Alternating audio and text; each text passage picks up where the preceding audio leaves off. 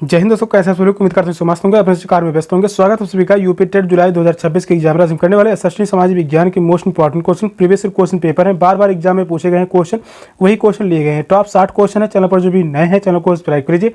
चलिए क्लास को स्टार्ट करते हैं। और आज का पहला क्वेश्चन है, समुद्रगुप्त को किस वाद्य यंत्र को बजाते हुए सिक्कों पर दिखाया गया है? तानपुरा, सितार, वीणा, बांसुरी। कौन सा ऑप्शन राइट है? मोस्ट इंपॉर्टेंट क्वेश्चन है। क्वेश्चन नंबर 1 कह रहा है, समुद्रगुप्त को किस वाद्य यंत्र को बजाते हुए सिक्कों पर दिखाया गया है?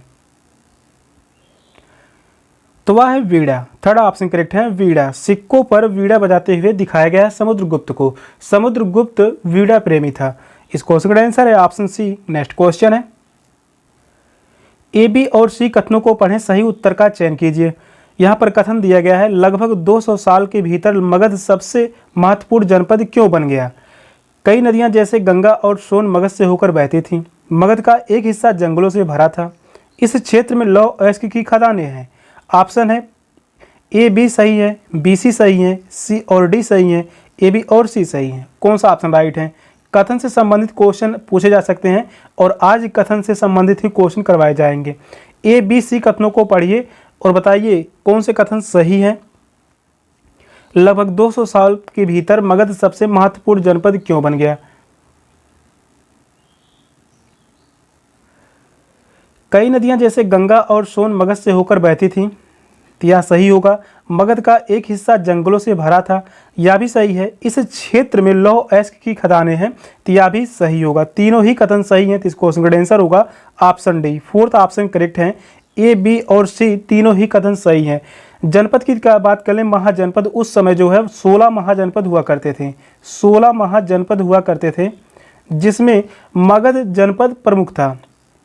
जिसमें मगध जनपद प्रमुख था इन 16 महाजनपदों में। फोर्थ ऑप्शन करेक्ट है। नेक्स्ट क्वेश्चन है, कथन ए और आर को पढ़ें तथा सही विकल्प को चुनें। अभी कथन ए कह रहा है, रोमन साम्राज्य ने दक्षिण भारत में व्यापार किया। कारण आर है, दक्षिण भारत में रोमन सोने के सिक्के मिले। ऑप्शन है ए और आर दोनों सही हैं तथा आर सही व्याख्या है ए की। ए और आर दोनों सही हैं परंतु आर सही व्याख्या नहीं है ए की। ए सही है परंतु आर गलत है। ए गलत है परंतु आर सही है। कौन सा ऑप्शन राइट है?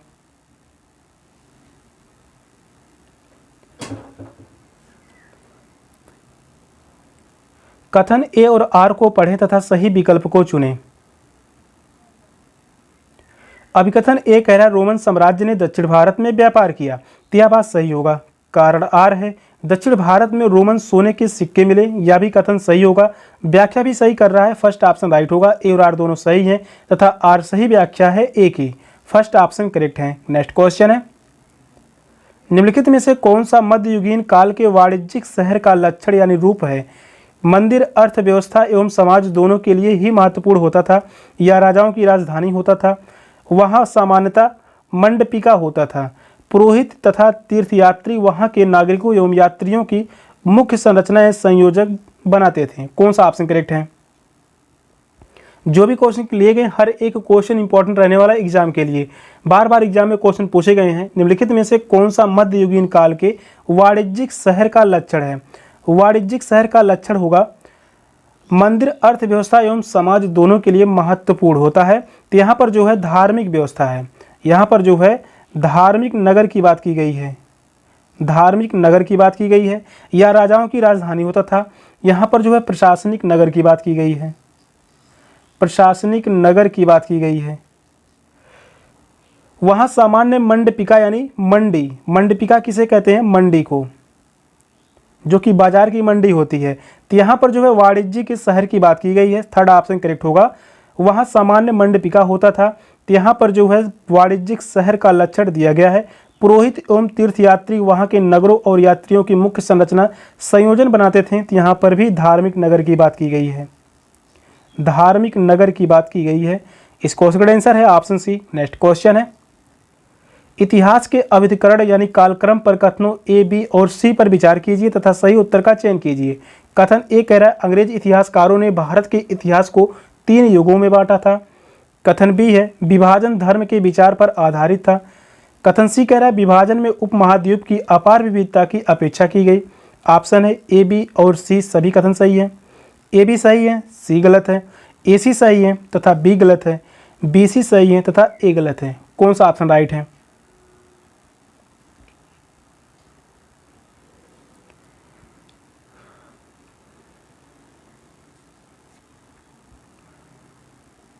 क्वेश्चन लंबा है, क्वेश्चन को ध्यानपूर्वक पढ़िए, बताइए इन चारों ऑप्शन में से कौन सा ऑप्शन राइट है। क्वेश्चन नंबर 5 कह रहा है इतिहास के अवधिकरण यानी कालक्रम पर कथनों ए, बी और सी पर विचार कीजिए तथा सही उत्तर का चयन कीजिए। कथन पहला कह रहा है अंग्रेज इतिहासकारों ने भारत के इतिहास को 3 युगों में बांटा। यह बात सही होगा, 3 युगों में बांटा था। विभाजन धर्म के विचार पर आधारित था, यह भी सही होगा। सेकंड कथन भी सही है। थर्ड कथन कह रहा है विभाजन में उपमहाद्वीप की अपार विविधता की अपेक्षा की गई, तो यहाँ पर भी कथन सही होगा। तीनों ही कथन सही है। इस क्वेश्चन का आंसर है ऑप्शन ए, बी और सी सभी सही हैं। नेक्स्ट क्वेश्चन है बंजारों के संदर्भ में ए, बी कथनों पर विचार कीजिए तथा सही उत्तर का चयन कीजिए। बंजारे लोग सबसे महत्वपूर्ण व्यापारी खानाबदोश थे। अलाउद्दीन खिलजी ने बंजारों से नगर के बाजारों तक अन्न को पहुंचाने का काम करवाया। ऑप्शन है ए, बी दोनों गलत हैं। ए सही है, बी गलत है। ए गलत है, बी सही है। ए, बी दोनों सही हैं। कौन सा ऑप्शन राइट है?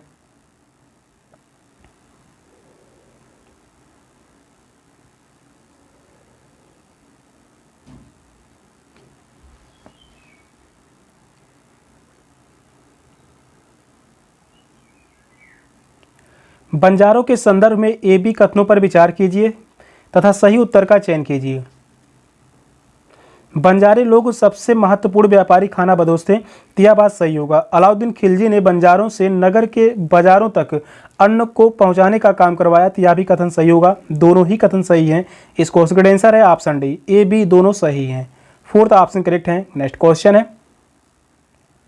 17वीं सदी तक अनेक यूरोपीय उपनिवेशों ने नील की खेती करना आरंभ कर दिया था। इस संदर्भ में निम्न का जोड़ा मिलान करें।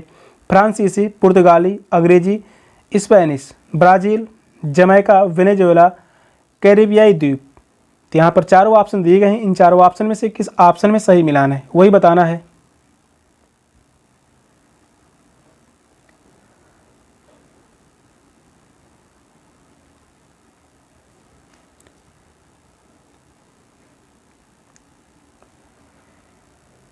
मिलान से संबंधित लगभग 2 से 4 क्वेश्चन तक एग्जाम में पूछे जाएंगे। क्वेश्चन कह रहा है 17वीं सदी तक अनेक यूरोपीय उपनिवेशों ने नील की खेती करना आरंभ कर दिया था। इस संदर्भ में निम्न का जोड़ा मिलान करें। चलिए यहाँ पर मिलान करते हैं। फ्रांसीसी, फ्रांसीसी का संबंध होगा कैरिबियाई द्वीप से, यानी ए का संबंध यहाँ पर जो है फोर्थ से है। ए का संबंध फोर्थ से है, यहाँ से दूसरा और फोर्थ ऑप्शन, 2 ऑप्शन गलत हो गए। पुर्तगाली, पुर्तगाली का संबंध होगा ब्राज़ील से। बी का यहाँ पर संबंध होगा पहले से, बी का संबंध पहले से है, तो यहाँ पर तीसरा ऑप्शन भी गलत हो गया। 3 ऑप्शन गलत हो गए। अंग्रेजी, अंग्रेजी का संबंध होगा जमैका से। सी का संबंध यहाँ पर जो है दूसरे से है। इस स्पेनिश का संबंध होगा वेनेजुएला से, यानी डी का संबंध यहाँ पर जो है तीसरे से है। किस ऑप्शन में सही मिलान है? तो ऑप्शन ए है, फर्स्ट ऑप्शन करेक्ट है। नेक्स्ट क्वेश्चन है निम्नलिखित कथनों पर विचार कीजिए एवं सही विकल्प चुनें। कथन पहला कह रहा है गन्ने की निज व्यवस्था के अंतर्गत बागान मालिक स्वयं अपनी जमीन में गन्ना का उत्पादन करते थे। सेकंड कथन है निज खेती की व्यवस्था में बागान मालिक या तो जमीन खरीद कर लेते थे या दूसरे जमींदारों से जमीन भाड़े पर लेते थे और मजदूरों को काम पर लगाकर नील की खेती करवाते थे। वहीं तीसरा कथन है निज खेती व्यवस्था में बागान मालिक को बहुत सारे मजदूरों तथा बड़ी मात्रा में हल एवं बैलों की जरूरत पड़ती थी। ऑप्शन है ए, बी, सी सही है। ए, बी सही है, बी, सी सही है, ए, सी सही है। कौन सा ऑप्शन राइट है? क्वेश्चन को ध्यानपूर्वक पढ़िए, बताइए इन चारों ऑप्शन में से कौन सा ऑप्शन राइट है।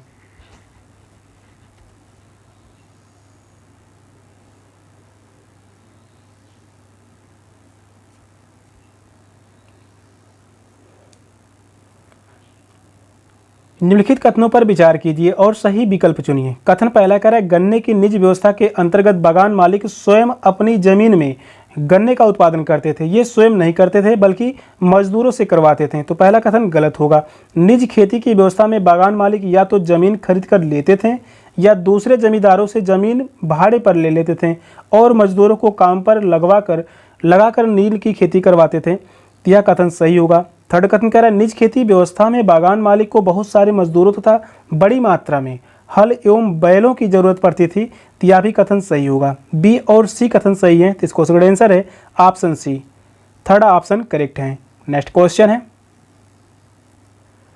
राम मोहन राय ने अपने लेखन में तर्क दिया और विश्वास उत्पन्न किया कि सती होने की अनुमति नहीं है क्योंकि अंग्रेज इसके खिलाफ विरुद्ध थे, प्राचीन ग्रंथ इसका समर्थन नहीं करते थे, प्राचीन ग्रंथ जो सती प्रथा का समर्थन करते थे उनको फेंक देना चाहिए, महिलाएं जो सती हुई हो वो मृत्यु की कामना करती थीं। कौन सा ऑप्शन करेक्ट है?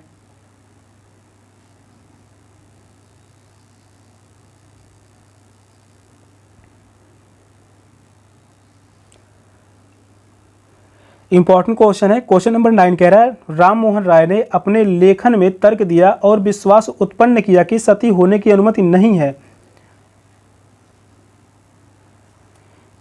क्योंकि प्राचीन ग्रंथ इसका समर्थन नहीं करते हैं। सेकंड ऑप्शन करेक्ट है, प्राचीन ग्रंथ सती प्रथा का समर्थन नहीं करते। तो इस क्वेश्चन का आंसर होगा ऑप्शन बी। राजा राम मोहन राय की बात कर लें, इन्होंने ब्रह्म समाज की स्थापना की।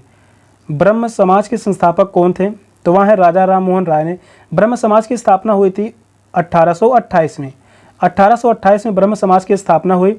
साथ में सती प्रथा का अंत राजा राम मोहन राय के प्रयासों के द्वारा किया गया। नेक्स्ट क्वेश्चन है, महिलाओं से जुड़े हुए सुधारों के संदर्भ में निम्नलिखित कथनों पर विचार कीजिए। ईश्वर चंद्र विद्यासागर ने विधवा विवाह का मुद्दा उठाया। सेकंड कथन है मद्रास प्रेसिडेंसी में वीरसलिंगम पंतुल ने विधवा विवाह के समर्थन में एक संगठन बनाया। वहीं थर्ड कथन कह रहा है विवाह करने वाली विधवाओं को समाज में आसानी से स्वीकार कर लिया गया। उपयुक्त में से कौन सही है? ए बी सी सही है, केवल ए और बी सही है, केवल ए और सी सही है, केवल बी और सी सही है। कौन सा ऑप्शन राइट है?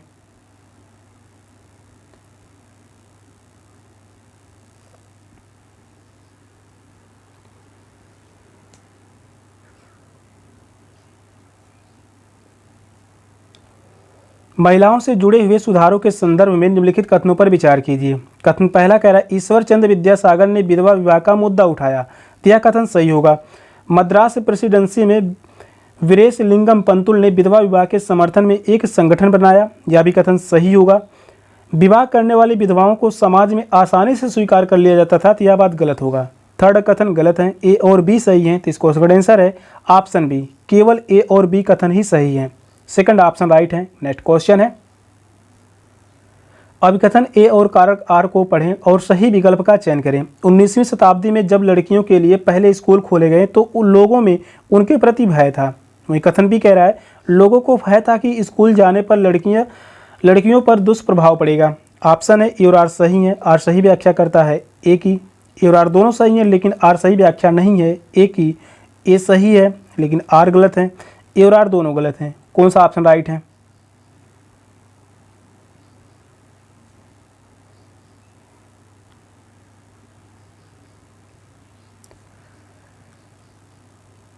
उन्नीसवीं शताब्दी में जब लड़कियों के लिए पहले स्कूल खोले गए तो लोगों ने उनके प्रति भय था, तो यह बात सही होगा। पहला कथन सही है। दूसरा कथन कह रहा है लोगों को भय था कि स्कूल जाने पर लड़कियों पर दुष्प्रभाव पड़ेगा, यह भी कथन सही है और व्याख्या भी सही कर रहा है। ए और आर दोनों सही हैं। आर सही व्याख्या है एक ही। फर्स्ट ऑप्शन करेक्ट है। नेक्स्ट क्वेश्चन है भारत में ब्रिटिश राज के संदर्भ में निम्न कथनों पर विचार करें एवं सही विकल्प चुनें। मध्यम मार्गियों में मांग की सिविल सेवा परीक्षा भारत में भी आयोजित की जाए। वहीं कथन भी कह रहा है उनकी यह महत्वपूर्ण मांग थी कि सरकार में भारतीय भी ऊंचे पद पर प्राप्त करें। ऑप्शन है ए और आर दोनों सही हैं। आर सही व्याख्या गलत है ए की। ए और आर दोनों सही हैं लेकिन आर सही व्याख्या नहीं है ए की। ए सही है लेकिन आर गलत है। ए और आर दोनों गलत हैं। कौन सा ऑप्शन राइट है?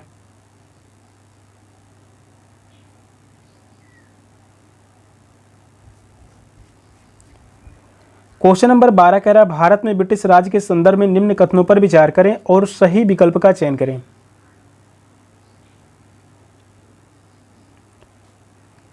मध्यम मार्गियों ने मांग की कि सिविल सेवा परीक्षा भारत में भी आयोजित की जाए, तो यह बात सही है। उनकी यह महत्वपूर्ण मांग थी कि सरकार में भारतीय भी ऊंचे पद पर प्राप्त करें, तो यह भी कथन सही होगा। दोनों ही कथन सही हैं। ए और आर दोनों सही हैं। आर सही व्याख्या गलत है एक ही। यहाँ पर जो है व्याख्या सही नहीं करता। फर्स्ट ऑप्शन राइट होगा। नेक्स्ट क्वेश्चन है रॉलेट एक्ट सत्याग्रह के विषय में व्यक्तियों पर विचार करें और सही विकल्प चुनें।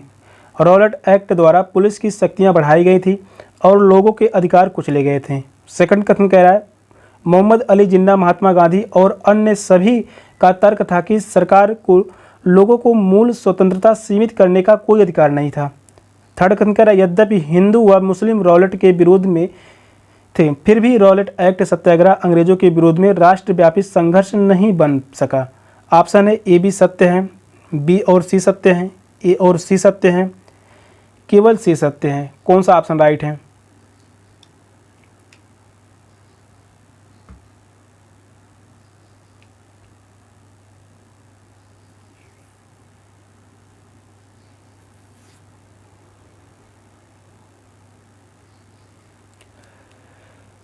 रॉलेट एक्ट सत्याग्रह के विषय में वक्तव्यों पर विचार करें और सही विकल्प का चुनाव करें।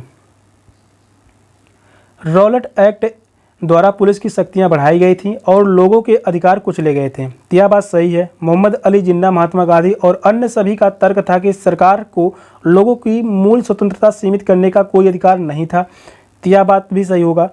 थर्ड कथन कह रहा है यद्यपि हिंदू और मुस्लिम रॉलेट के विरोध में थे, फिर भी रॉलेट एक्ट सत्याग्रह अंग्रेजों के विरोध में राष्ट्रव्यापी संघर्ष नहीं बन सका। तो यह बात गलत होगा। राष्ट्रव्यापी संघर्ष ही था रॉलेट एक्ट। तो यहाँ से तीसरा कथन जो है गलत है। ए और बी सही है, तो इस क्वेश्चन का आंसर है ऑप्शन ए और बी कथन सत्य है। नेक्स्ट क्वेश्चन है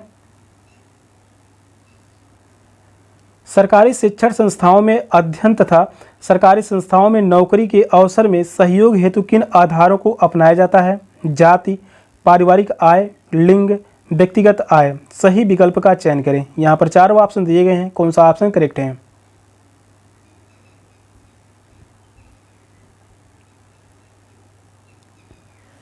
क्वेश्चन नंबर 14 कह रहा है सरकारी शिक्षण संस्थाओं में अध्ययन तथा सरकारी संस्थाओं में नौकरी के अवसर में सहयोग हेतु किन आधारों को अपनाया जाता है?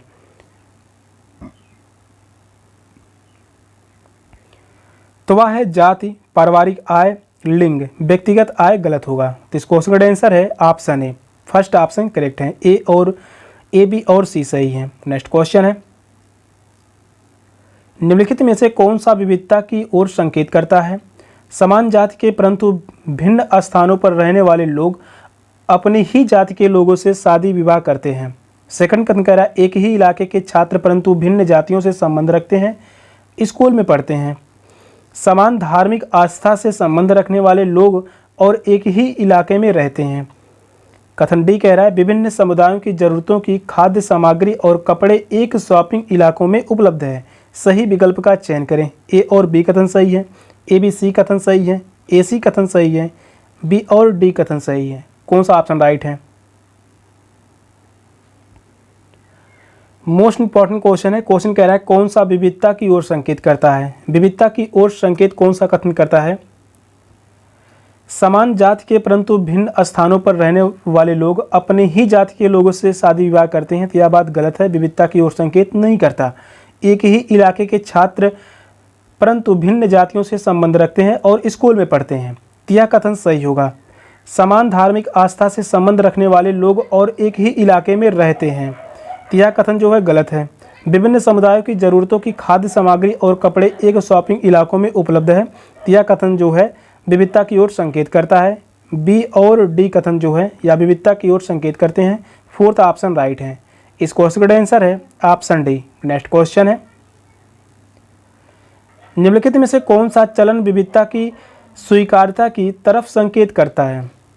महिलाओं को सार्वजनिक वाहनों जैसे टैक्सियां, तीन पहियों और बसों को चलाने के लिए प्रोत्साहित करना, आत्म सहायता गुट बनाना जिनकी केवल महिलाएं हों और वे भी कुछ समुदायों से, कुछ समुदायों के लोगों को जमीन और दूसरी संपत्ति खरीदने की अनुमति देना, त्योहारों को मनाने के लिए एक पार्क उन लोगों के लिए सुरक्षित रखना जो आसपास के इलाकों में रहते हैं।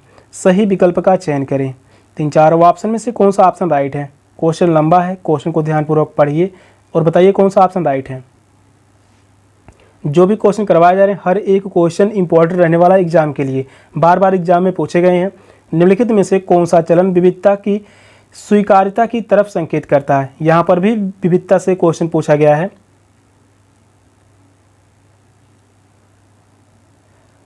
महिलाओं को सार्वजनिक वाहनों जैसे टैक्सियां, तीन पहियों और बसों को चलाने के लिए प्रोत्साहित करना, यह जो है विविधता की ओर संकेत करता है।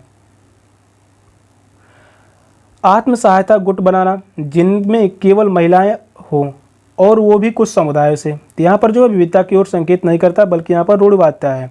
कुछ समुदायों के लोगों को जमीन और दूसरी संपत्तियां खरीदने की अनुमति देना, तो यहाँ पर कुछ समुदायों की बात कर रहा है, तो यहाँ पर विविधता की बात नहीं है। त्योहारों को मनाने के लिए एक पार उन लोगों के लिए सुरक्षित रखना जो आसपास के इलाकों में रहते हैं, तो यहाँ पर जो है विविधता की बात हो रही है। ए और डी कथन सही है, फोर्थ ऑप्शन राइट है। इस क्वेश्चन का आंसर है ऑप्शन डी। नेक्स्ट क्वेश्चन है, महात्मा गांधी राष्ट्रीय ग्रामीण रोजगार गारंटी अधिनियम 2009 के अनुसार ग्रामीण क्षेत्रों में रोजगार के अवसरों को पहचानने और उत्पन्न करने का दायित्व है भारतीय संसद का, राज्य विधानमंडल का, जिला पंचायत का, ग्राम पंचायत का। कौन सा ऑप्शन राइट है?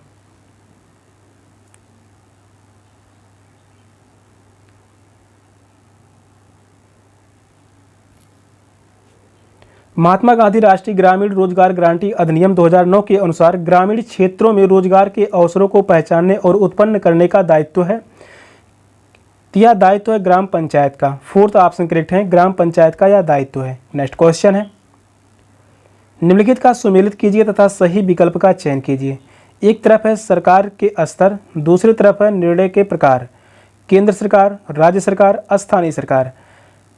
निर्णय के प्रकार में रत्नागिरी में एक हिस्से को खोलने का निर्णय, 2000 रुपये का नोट जारी करने का निर्णय, क्षेत्रीय परिवहन कार्यालय बनाने का निर्णय। इन चारों ऑप्शन में से किस ऑप्शन में सही मिलान है?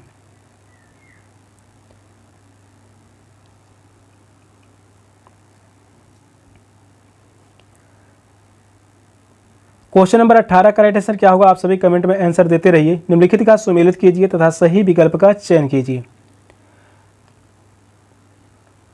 केंद्र सरकार का संबंध होगा 2000 रुपये का नोट जारी करने का निर्णय। 2000 रुपये का नोट जारी का निर्णय किसके पास है? केवल केंद्र सरकार को पास है। तो यहाँ पर एक का संबंध जो है दूसरे से है, एक का संबंध दूसरे से, दूसरा ऑप्शन और फोर्थ ऑप्शन ये दोनों गलत हो गए। राज्य सरकार, राज्य सरकार का संबंध किससे होगा? राज्य सरकार का संबंध है क्षेत्रीय परिवहन कार्यालय बनाने का निर्णय, यानी यहाँ पर जो है बी का संबंध जो है तीसरे से है, बी का संबंध तीसरे से है और बी का संबंध यहाँ पर पहले से दिया गया है। बचा केवल एक ऑप्शन वाई, ऑप्शन सी। स्थानीय सरकार का संबंध होगा रत्नागिरी में एक हिस्से को खोलने का निर्णय, दिया जो है स्थानीय सरकार को है। सी का संबंध यहाँ पर पहले से है, तो इस क्वेश्चन का आंसर है ऑप्शन सी। थर्ड ऑप्शन में ही सही मिलान किया गया है। नेक्स्ट क्वेश्चन है, आकस्मिक रोजगार से क्या अभिप्राय है? मजदूरों को वर्दी ना देकर औपचारिक वस्त्रों में काम पर बुलाना, मजदूरों को अपनी इच्छा अनुरूप काम पर आना, नियुक्तिकर्ता द्वारा जरूरत के अनुरूप मजदूरों को काम पर बुलाना, मजदूरों को तय पूर्ण खास अवधियों के लिए रोजगार दिया जाना। कौन सा ऑप्शन करेक्ट है? क्वेश्चन कह रहा है आकस्मिक रोजगार से क्या अभिप्राय है? नियुक्तिकर्ता द्वारा जरूरत के अनुरूप मजदूरों को काम पर बुलाना। थर्ड ऑप्शन करेक्ट है, आकस्मिक रोजगार से अभिप्राय है नियुक्तिकर्ता द्वारा जरूरत के अनुरूप मजदूरों को काम पर बुलाना। नेक्स्ट क्वेश्चन है, वस्त्र व्यापार में निम्नलिखित में से कौन सा सबसे अधिक लाभ कमाएगा? वो व्यापारी जो बुनकरों को सूत उपलब्ध कराते हैं, राष्ट्रीय कंपनी, बुनकर सहकारी संस्थाएं। कौन सा ऑप्शन करेक्ट है?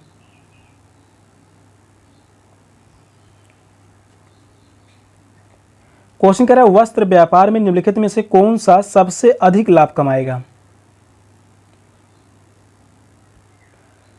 तो वह है बाह्य राष्ट्रीय कंपनी। सेकंड ऑप्शन करेक्ट है, बाह्य राष्ट्रीय कंपनी जो है यह सबसे अधिक लाभ कमाएगा। नेक्स्ट क्वेश्चन है, प्रजातंत्र की बुनियादी विशेषता क्या है? असमानता, खुला व्यापार, समानता, उचित प्रतिबंध।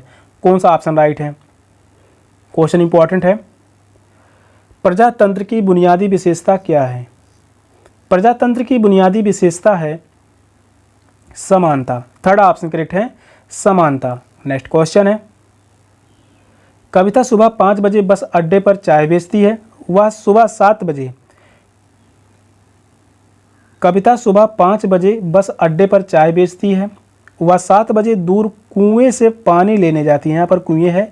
घर वापस आकर वह खाना बनाती है, कपड़े धोती है, घर की सफाई करती है, और फिर बाजार अपनी चाय की दुकान के लिए सामान लेने जाती है। कविता सामना कर रही है देखभाल कार्य का, दोहरा बोझ का, गृह कार्य का, भुगतान के बदले कार्य का। कौन सा ऑप्शन करेक्ट है? मोस्ट इंपॉर्टेंट क्वेश्चन है, काफ़ी बार एक क्वेश्चन एग्जाम में पूछा गया है। कविता सुबह 5 बजे बस अड्डे पर चाय बेचती है। वह 7 बजे दूर कुएं से पानी लेने जाती है। घर वापस आकर वह खाना बनाती है, कपड़े धोती है, घर की सफाई करती है और फिर बाजार अपनी चाय की दुकान के लिए सामान लेने जाती है। कविता सामना कर रही है दोहरे बोझ का। तो इस क्वेश्चन का आंसर है ऑप्शन बी, दोहरे बोझ का कविता सामना कर रही है। सेकंड ऑप्शन करेक्ट है। नेक्स्ट क्वेश्चन है, निम्नलिखित में से कौन से मौलिक अधिकार का हनन होगा अगर जैन समुदाय के लोगों के एक समूह को जैन तीर्थंकरों की सिखों पर शिक्षा केंद्र खोलने की अनुमति नहीं दी जाती है? सांस्कृतिक और शैक्षणिक अधिकारों का अधिकार, धार्मिक स्वतंत्रता का अधिकार, स्वतंत्रता का अधिकार, समानता का अधिकार। कौन सा ऑप्शन करेक्ट है? मोस्ट इंपॉर्टेंट क्वेश्चन है। क्वेश्चन नंबर 23 कह रहा है निम्नलिखित में से कौन से मौलिक अधिकार का हनन होगा अगर जैन समुदाय के लोगों को एक समूह को जैन तीर्थंकरों को सिखों पर शिक्षा केंद्र खोलने की अनुमति नहीं दी जाती है? तो वह किस मौलिक अधिकार का हनन होगा? सांस्कृतिक और शैक्षणिक अधिकारों का हनन। फर्स्ट ऑप्शन करेक्ट है। सांस्कृतिक और शैक्षणिक अधिकारों का यह किस अनुच्छेद में है? या जो है आर्टिकल 29 से 30 में है। आर्टिकल 29 से 30 में है सांस्कृतिक और शैक्षणिक अधिकार। धार्मिक स्वतंत्रता का अधिकार या जो है आर्टिकल की बात कर लें 25 से 28 में है। 25 से 28 में है धार्मिक स्वतंत्रता का अधिकार। स्वतंत्रता का अधिकार है आर्टिकल यानी अनुच्छेद 19 से 22 में। समानता का अधिकार यह है आर्टिकल 14 से 18 में। तो इस क्वेश्चन का आंसर है ऑप्शन ए। नेक्स्ट क्वेश्चन है, संवैधानिक उपचारों के अधिकार से क्या अभिप्राय है? सरकार का संविधान में संशोधन करने का अधिकार, नागरिकों का उनके मौलिक अधिकारों के हनन होने पर न्यायालय में अपील करने का अधिकार, सरकार का संवैधानिक प्रावधानों का प्रयोग करते हुए अपनी शक्ति को बढ़ाने का अधिकार, नागरिकों का संविधान में नए प्रावधानों को जोड़ने की मांग करने का अधिकार। कौन सा ऑप्शन राइट है?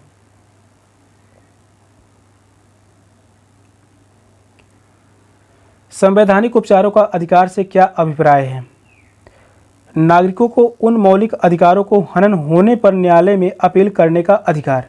सेकंड ऑप्शन करेक्ट है। संवैधानिक उपचारों का अधिकार या जो है अनुच्छेद 32 में है या जो है आर्टिकल 32 में दिया गया है। सेकंड ऑप्शन राइट है। नेक्स्ट क्वेश्चन है, सर्वोच्च न्यायालय के किस क्षेत्राधिकार के अंतर्गत केंद्र एवं राज्यों के बीच विवाद को शामिल किया जाता है?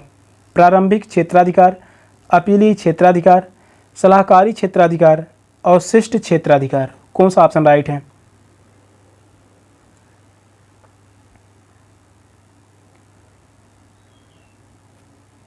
सर्वोच्च न्यायालय के किस क्षेत्राधिकार के अंतर्गत केंद्र एवं राज्यों के बीच विवाद को शामिल किया जाता है?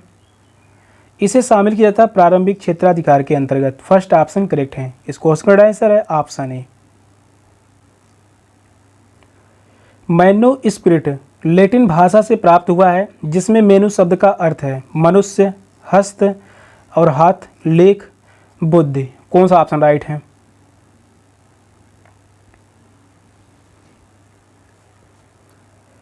मैन्युस्क्रिप्ट लैटिन भाषा से प्राप्त हुआ है जिसमें मेनु शब्द का अर्थ है, मेनु शब्द का अर्थ है हाथ और हस्त। सेकंड ऑप्शन करेक्ट है, हाथ और हस्त। नेक्स्ट क्वेश्चन है, निम्नलिखित कथनों ए बी सी और महरौली दिल्ली स्थित लौह स्तंभ से संबंधित है। सही विकल्प का चयन करें। यह लोहे से बना हुआ है, इसकी ऊंचाई 7.8 मीटर है, यह आज से करीब 1800 साल पहले बना था, इसका वजन 4 टन के बराबर है। ऑप्शन है ए बी सी और डी चारों सही हैं, ए और डी सही हैं जबकि बी और सी गलत हैं, ए बी और डी सही हैं जबकि सी गलत है, ए सी और डी सही हैं जबकि बी गलत है। कौन सा ऑप्शन राइट है?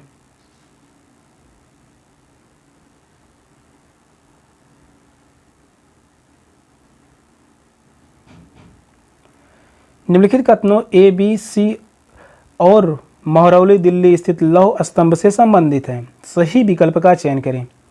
यह लोहे से बना हुआ है तो यह बात सही होगा। यह लोहे से बना हुआ है, यह कथन सही है। इसकी ऊंचाई 7.8 मीटर है, यह जो है गलत है। इसकी ऊंचाई जो है 7.2 मीटर है, तो यहाँ से यह गलत होगा कथन सेकंड। यह आज से करीब 1800 साल पहले बना था, तो यह भी गलत होगा। यह लगभग 1600 साल पहले बना था, तो यह भी कथन गलत है। इसका वजन 4 टन के बराबर है, यह सही है। ए और डी सही है, बी और सी गलत हैं। सेकंड ऑप्शन राइट है, ए और डी कथन सही है, जबकि बी और सी कथन गलत है। नेक्स्ट क्वेश्चन है, वो विदेशी तीर्थयात्री जिसने हर्षवर्धन के दरबार में समय व्यतीत किया वह था फाहियान, हुएनसांग, आइचिंग, सुंगयान। कौन सा ऑप्शन करेक्ट है?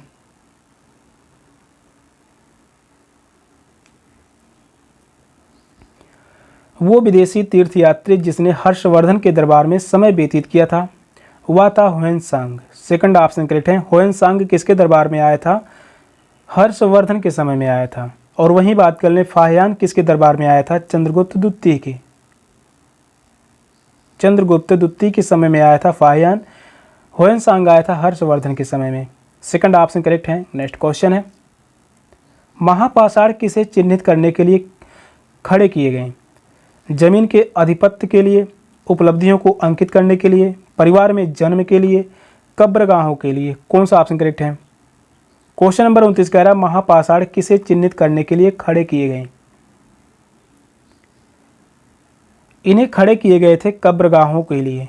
फोर्थ ऑप्शन करेक्ट है, कब्रगाहों के लिए खड़े किए गए थे। नेक्स्ट क्वेश्चन है, जीवन कष्टों और दुखों से भरा हुआ है और ऐसा हमारी इच्छा और लालसाओं जो हमेशा पूरी नहीं हो सकती के कारण होता है। उपयुक्त सिद्धांत किसने दिया? वर्धमान महावीर ने, ऋषभदेव ने, गौतम बुद्ध ने, शंकराचार्य ने। कौन सा ऑप्शन करेक्ट है?